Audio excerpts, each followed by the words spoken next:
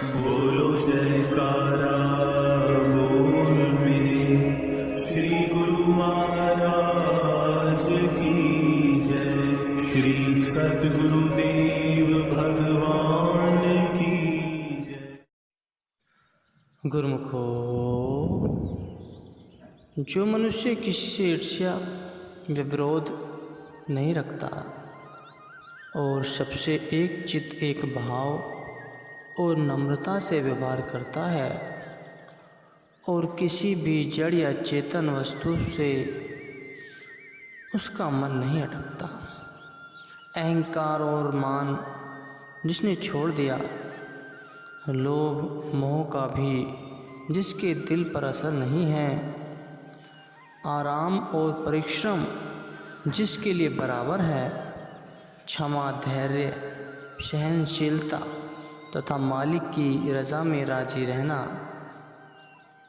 जिसका स्वभाव बन गया है, मालिक को मिलने की जिसके दिल में अभिलाषा रहती है, विषय वासनाओं को जिसने समाप्त कर दिया है और मन को काबू कर लिया है, सच्चे मालिक के चरणों में जिसकी प्रीति अचल है, अपने विचारों को जिसने भक्ति के रंग में रंग दिया है, मन और बुद्धि दोनों को मालिक के चरणों में निछावर कर दिया है और भजन अभ्यास में जो अपने चित्त को लगाए रखता है, अपनी निंदा से दिल में बुराई नहीं आती, वह मान बड़ाई सुनकर हर्षित नहीं होता तथा संत महापुरुषों के वचन सुनकर जो उन पर आचरण करने का प्रयत्न करता है, वह संसार में श्रेष्ठ पुरुष है।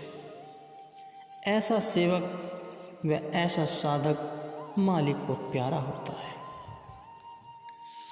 दुनिया के सामान, खाने पीने व बर्तन के जितने भी देखने में आते हैं, कुदरत ने मनुष्य के लिए पैदा किए। मनुष्य को खाने पीने और सेवन करने के लिए मनाही नहीं है। मनुष्य खाए पिए और आराम से जीवन व्यतीत करे, परंतु इस बात का ख्याल रखना ज़रूरी है कि जिस ज़रूरत के लिए पदार्थ बनाए गए हैं, उनसे उतनी ज़रूरत पूरी करें। किसी भी पदार्थ को सेवन करने या पाने से कोई नहीं रोक सकता, परंतु उनको इकट्ठा करना, उनमें श्रुति को लगाना, उनको दिल में स्थान देना, यह उचित नहीं है। और फिर जिस प्रयोजन के लिए मनुष्य को पैदा किया गया है, उस प्रयोजन को पूरा करना भी मनुष्य का कर्तव्य है। जब मनुष्य के लिए खाने पीने के सामान बनाए गए हैं, तो प्रश्न यह है कि मनुष्य को किस लिए बनाया गया है? जिसका उत्तर यह है गुरुमुखो कि यह भी किसी विशेष कार्य के लिए भेजा गया है। वह मालिक की भजन बंदगी के लिए ही संसार में आया है। यदि मनुष्य का ध्यान भक्ति व भजन की तरफ लगा हुआ है, तब तो उसका खाना पीना पहनना सब सफल है। यदि मनुष्य मालिक की भक्ति नहीं करता और अपने वास्तविक उद्देश्य को भूल जाता है, तो संत महापुरुषों की दृष्टि में उस मनुष्य का जन्म लेना ही बेकार है। क्योंकि मनुष्य संसार में मालिक की बंदगी के लिए ही भेजा गया है। मनुष्य को यह नहीं समझना चाहिए कि मैं केवल खाने पीने के लिए ही संसार में आया हूँ। यदि मनुष्य ने ऐसा समझ लिया है, तो यह मनुष्य की बड़ी भारी भूल है। मालिक का भजन करके मनुष्य को अपना जीवन सफल करना चाहिए। जैसे लोहे के टुकड़े को यदि प्रतिदिन गंगा जल से धोया जाए या रेशम में लपेट कर रख दिया जाए अथवा जवाहरात की संदूकची में रखा जाए, तो परीक्षक की दृष्टि में वह हीरा नहीं बन जाता, अपितु उसकी कीमत वही रहेगी। ऐसे ही यदि शरीर को सुंदर वस्त्रों आभूषणों से सजा दिया जाए तथा मन सुख ऐश्वर्य के भोगों में लिप्त कर दिया जाए, वह जीव दुनियादारी में कितना ही कुशल क्यों न हो, संत महापुरुषों की दृष्टि में वह निर्धन है।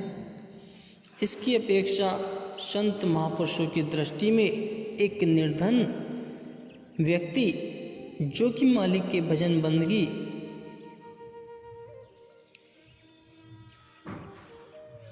में चित्त एकाग्र करता है, वह धनवान से धनवान है। इस शरीर को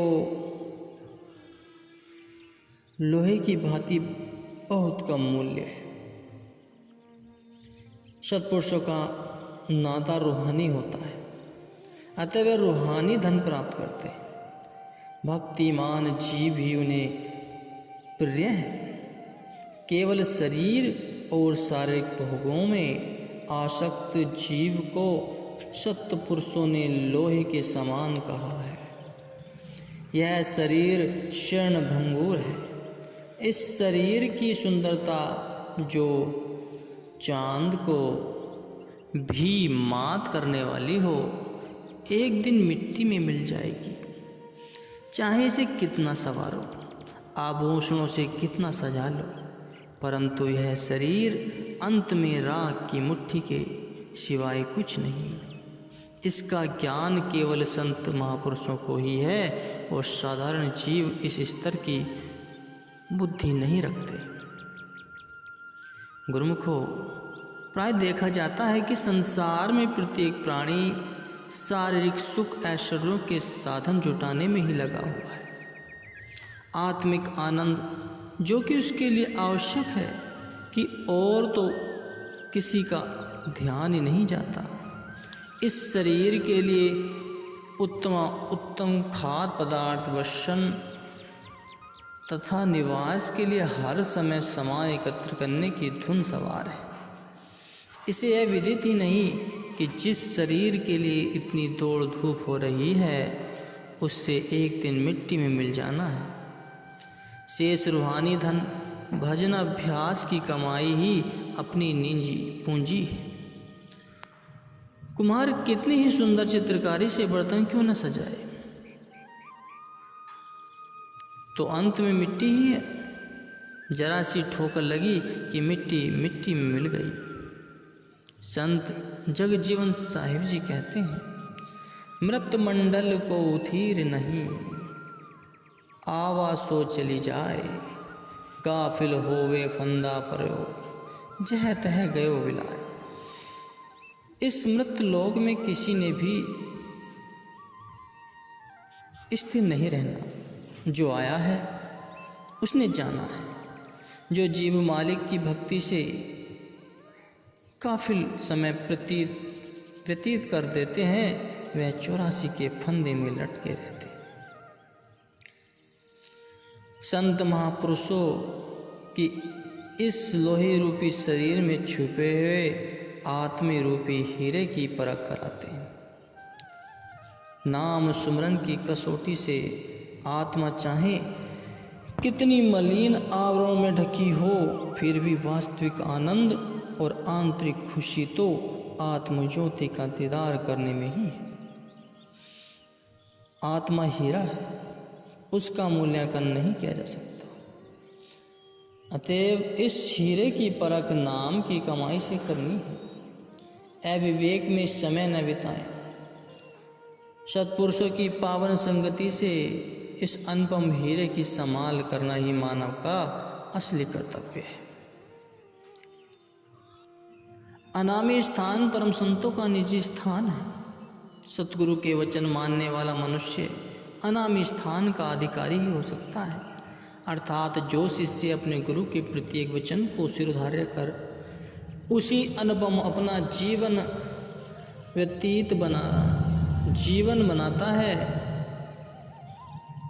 मन वचन कर्म से सतगुरु की आज्ञा का पालन करता है तथा अपने ख्यालों को सतगुरु की मौज में लीन कर देता है, वही सेवक ही इस परम स्थान पर पहुंचने का अधिकारी बनता है। संत सहजोबाई जी कहती हैं, गुरु आज्ञा दृढ़ करी गयो, गुरु मत सहजो चाल, रोम रोम गुरु को रटे, शोर इस होए निहाल। जो सेवक सद्गुरु की आज्ञा में दृढ़ रहता है और गुरु की मति में अपनी समस्त बुद्धि चतुराई विलीन कर देता है, वही निहाल हो जाता है, अर्थात वास्तविक मंजिल पर पहुंच जाता है।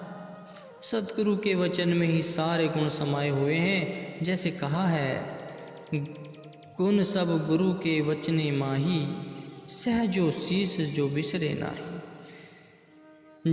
जब शिष्य समस्त आपा भाव सद्गुरु की आज्ञा में खो देता है तो सद्गुरु भी सेवक पर प्रसन्न होकर उसे निज देश अनामी लोक का अधिकारी समझते हैं।